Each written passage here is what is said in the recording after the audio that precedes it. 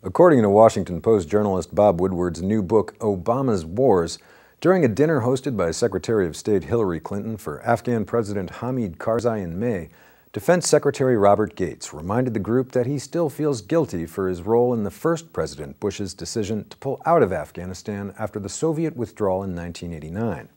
And to express his commitment to not letting down the country again, he emphasized, quote, "We're not leaving Afghanistan prematurely. In fact, we're not ever leaving at all." The definitive statement seems to clash with President Obama's assertion that he does not want to leave the war to his successor, though he has emphasized that the U.S. will stay in Afghanistan until the job is done. He wants almost all the U.S. troops out before the end of his first term in January 2013, leaving in place a small contingency force.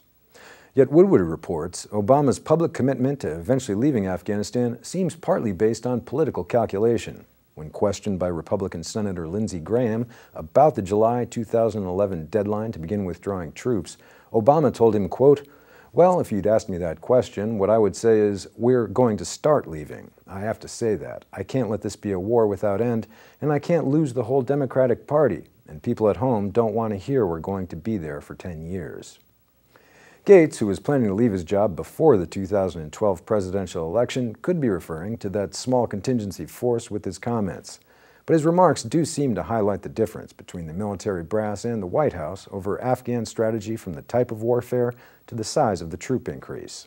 And it seems to further indicate the Pentagon's commitment to staying in Afghanistan. The commander of U.S. troops in Afghanistan, General David Petraeus, is quoted saying about the country, quote, "You have to recognize that I don't think you win this war. I think you keep fighting. You have to stay after it. This is the kind of fight we're in for the rest of our lives, and probably our kids' lives."